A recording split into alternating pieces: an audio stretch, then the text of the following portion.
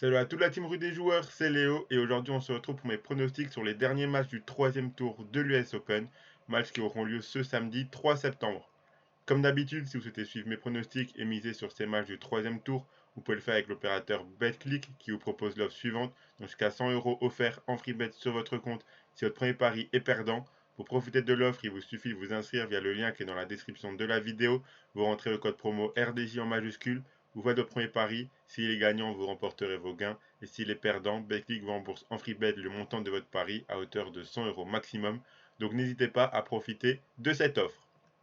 Donc après 3 jours relativement corrects concernant mes pronostics, une journée vraiment très moyenne hier avec beaucoup de surprises tout au long de la journée pour conclure ce deuxième tour. On va espérer qu'avec le début du troisième tour, il y en ait de moins en moins, car là on assiste quand même à un US Open très étrange. Je fais un 4 sur 9 avec un seul pronostic validé sur les matchs ATP et 3 sur les matchs WTA, mais le combiné qui ne passe toujours pas. On a Isner qui a abandonné et donc j'avais donné sa victoire, donc le match entre Isner et Rune avait été annulé vu qu'Isner a déclaré forfait. C'est pour ça qu'il n'y avait que 9 pronostics encore une fois et je fais seulement un 4 sur 9 donc c'est vraiment très moyen. Dans les matchs ATP, je valide seulement la victoire d'Evans face à Duckworth à 1,27. Donc le match entre Isner et Rune a été annulé. Urkash qui a perdu contre Ivashka, Dimitrov qui a perdu contre Nakashima et Kekmanovic qui a perdu contre Richard Gasquet. Koric qui a également perdu contre Brooksby. À chaque fois des scénarios, en tout cas quelques fois notamment Dimitrov et Koric qui avaient la place de faire un peu mieux. Donc des scénarios vraiment ben, assez en ma défaveur et assez surprenants en tout cas. Le plus de 18,5 jeux est passé pour le match entre Badosa et Martic, la cote est à 1,32. Également entre le match entre Sasnovic et Pegula, la cote à 1,31. Et également entre Kanepi et Sabalenka avec la cote à 1,28. Mais l'overjeu ne passe pas entre Pliskova et Bouskova. Encore là, on a eu un match vraiment très surprenant, vraiment très étrange. Et une victoire assez facile de Pliskova qui a vraiment joué le feu et Bouskova qui était largement en dessous de ce qu'elle a proposé pour son premier tour. Donc c'était ce prono-là qui détruit le combiné. Donc encore une fois, le combiné ne passe pas. Donc bon, on va espérer de faire beaucoup mieux aujourd'hui et en espérant que les pronos que je vais vous proposer dans cette vidéo pour demain soient les bons et qu'on enchaîne avec un troisième tour qui nous réussisse un peu mieux que le deuxième. Donc sans plus attendre, voici mes pronostics. Donc les voici, le temps que je les affiche, voilà. Donc on commence par Brooksby contre Alcaraz. Donc l'Américain qui s'est imposé 3-0 face à Koric en sauvant 7 balles de 7 dans le second. L'Espagnol a éliminé deux Argentins. Tout d'abord Beige qui a abandonné pendant le troisième set et ensuite une victoire 3-0 contre Coria 6-2, 6-1, 7-5. Alcaraz a l'air d'être bien revenu dans ce tournoi. Aucune confrontation entre les deux. Si on a Alcaraz appliqué et sûr de lui mentalement, il devrait passer ce tour sans trop de soucis. Donc la victoire d'Alcaraz c'est coté à 1,24 et c'est le pronostic que j'ai choisi. On a Nori contre Rune, donc le Britannique qui n'a toujours pas perdu un set dans ce tournoi. Deux victoires assez tranquilles face à Benoît Paire et Souza. Deux matchs dans lesquels il a dû faire un tie-break, mais à chaque fois il l'a remporté. Le Danois a profité de l'abandon de John Isner au tour précédent et n'a donc pas eu à faire de match. Il va arriver plus en forme, mais moins en jambes face à un adversaire qui n'a pas forcément passé beaucoup de temps sur les cours. Deux confrontations, deux victoires de Nori. Les deux étaient cette année, la première en mai à Lyon et la seconde en août au premier tour de Cincinnati. Les deux matchs se sont soldés par un 2-1 pour le Britannique. Le match à Cincinnati était le dernier match du Danois avant l'US Open, alors que Nori a ensuite atteint les demi-finales de Cincinnati. Je ne pense pas que la fatigue joue ici, car Nori n'a pas eu de match à rallonge pour ses deux premiers tours et il est largement capable de battre le Danois. La victoire de Nori s'est cotée à 1,26. On a Nakashima contre Sinner. Donc Nakashima qui a éliminé sèchement le Bulgare Dimitrov qui était en forme sur cette tournée américaine. Un Américain qui a sauvé 100% de ses balles de break qu'il a concédées. En face, l'Italien a eu du mal au premier tour contre Altmaier, mais on voit qu'il est maintenant rentré dans son tournoi. Une victoire 3-0 contre Eubanks avec un Sinner très appliqué. Aucune confrontation entre les deux. Sinner me paraît plus en confiance mentalement et meilleur que l'Américain. Sauf si on a encore une surprise, il devrait s'imposer selon moi. Donc la victoire de Sinner, c'est coté à 1,36. Ensuite, on a Richard Gasquet contre Rafael Nadal, le Français qui a réussi à passer un tour qui pouvait être compliqué face à Kekmanovic. Le Serbe est complètement passé à côté de son match et Gasquet en a profité pour gagner 3-1. Nadal a connu le même scénario lors de ses deux premiers matchs, perte du premier set, puis victoire 3-1. Il l'a fait contre Iji Kata et contre Fogini. C'est une victoire une grosse affiche que l'on aura ici et un classique du tennis car depuis 2004 il y a déjà eu 18 confrontations entre les deux 17-1 pour l'Espagnol. La seule victoire du Français était en exhibition en 2018. La plus récente confrontation était à Roland-Garros 2021, remportée 3-0 par Nadal. Nadal avait aussi gagné en demi-finale de l'US Open 2013, ainsi qu'au premier tour de celui de 2009. Enfin bref, la victoire de l'Espagnol semble inévitable ici, mais Gasquet est plutôt bon dans ce tournoi et Nadal n'est pas aussi impérial qu'il y a quelques années.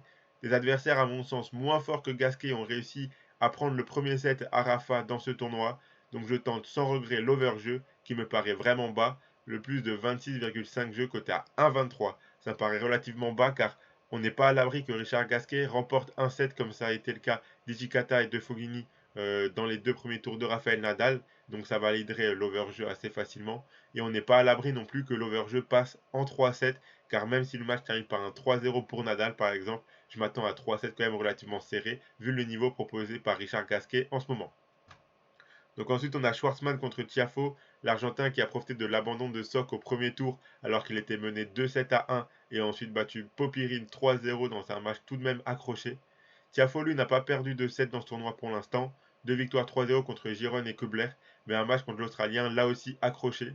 Trois confrontations, 2-1 pour Diego, dont une à Cincinnati 2021. Sur ce match, je me base sur ce que j'ai vu des deux joueurs dans cette tournée américaine et l'Américain m'a beaucoup plus convaincu. Donc la victoire de Tiafoe, c'est coté à 1,56. Ensuite, on a Ivashka contre Musetti. Ivashka qui a réussi à éliminer l'un des gros favoris de ce tournoi, le Polonais Urkash, 6-4, 4-6, 7-6, 6-3. Musetti a eu du mal contre Goffin, puis une victoire un peu plus tranquille 3-1 contre Brewer. On sent qu'on n'a pas encore un Musetti en totale confiance dans ce tournoi. Une confrontation en mai dernier à Madrid remportée 2-1 par Musetti. Les prestations d'Ivashka m'ont plus impressionné que celles de l'Italien et je pense qu'il gagnera ce match. La victoire d'Ivashka c'est coté à 1,58. Ensuite, on passe à quelques pronostics WTA, donc Cornet contre Collins, la française qui réalise vraiment un très bon tournoi avec une victoire contre la tenante du titre Raducanu et une victoire contre Siniakova 2-1. Collins a éliminé Osaka puis Buxa chaque fois 2-0, mais dans des matchs avec 22 et 20 jeux. Une confrontation en janvier dernier en quart de finale de l'Open d'Australie, remportée 2-0 par Collins, 7-5, 6-1. Cornet peut surfer sur sa bonne dynamique pour remporter ce match ou au moins inquiéter l'américaine. Je m'attends à un match relativement accroché. Le plus de 17,5 jeux à 1,21 est relativement abordable selon moi, car même si on a un scénario qu'on a eu à l'Open d'Australie en janvier dernier avec un 7-5-6-1, ça passe quand même, il suffit d'un set accroché pour valider le pronostic.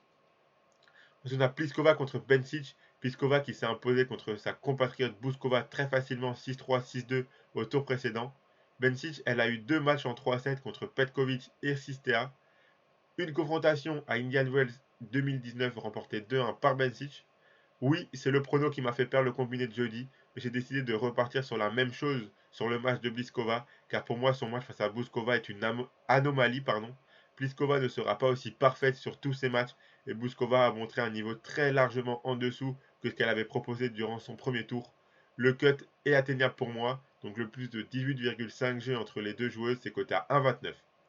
On a Martic contre Azarenka. Martic qui s'est imposé contre une Badosa qui, encore une fois, n'a pas tenu le coup physiquement. Après avoir perdu le premier set au tie-break, elle a remporté les deux suivants 6-1 et 6-2 contre une Espagnole amorphe. Azarenka s'est imposé 2-1 contre Kroger, puis 2-0 contre Kostiuk.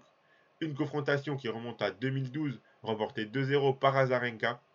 Martic a pratiqué un bon tennis contre Badosa et Azarenka joue également assez bien. Donc je pense qu'on devrait avoir un match accroché ou au minimum un set qui le sera. Le plus de 17,5 jeux, c'est coté à 1,26. Et pour finir, on a Niemeyer contre Zheng, donc l'Allemande qui a remporté ses deux premiers matchs 2-0 contre Kenin et Putintseva avec 23 et 19 jeux. Zheng s'est imposé 2-1 contre Ostapenko et 2-0 contre Potapova avec deux tie-breaks. Deux confrontations, un partout. Je pense qu'on aura un match vraiment très équilibré ici entre deux joueuses qui sont capables d'atteindre le prochain tour. Là encore, le plus de 17,5 jeux, c'est le prono que je choisis et c'est coté à 1,24. Donc voilà mes pronostics pour cette journée de samedi. Comme d'habitude, je vous laisse avec un combiné. Pour aujourd'hui, j'ai décidé de garder deux matchs ATP et deux overjeux en WTA pour ce combiné. Donc j'ai gardé la victoire d'Alcaraz et la victoire de Nori. Et le plus de 17,5 jeux entre Cornet et Collins et entre Niemeyer et Zheng. Ça fait un combiné à 2,34. Donc si vous mettez vos 100 euros de backlink dessus, si le combiné passe, vous remporterez 234 euros. Et si ça passe pas, backlink vous remboursera 100 euros de free bet directement sur votre compte et vous pourrez continuer à jouer avec. Donc voilà, c'était Léo. Comme d'habitude, n'hésitez pas à vous abonner à la chaîne YouTube, à activer la cloche pour être notifié dès qu'on sort une vidéo, dès qu'on fait un live. N'hésitez pas aussi à mettre en commentaire de cette vidéo vos avis, vos pronostics pour ces matchs de samedi, à poser vos questions en commentaire sur des matchs dont je n'ai pas parlé dans cette vidéo. La communauté et moi-même, on fera un plaisir d'y répondre et de vous aiguiller sur certains matchs. En attendant, on se retrouve demain pour la prochaine vidéo tennis, également vidéo safety prono qui va sortir cet après-midi, donc soyez au rendez-vous. Donc voilà, c'était Léo, à la prochaine, allez, ciao tout le monde!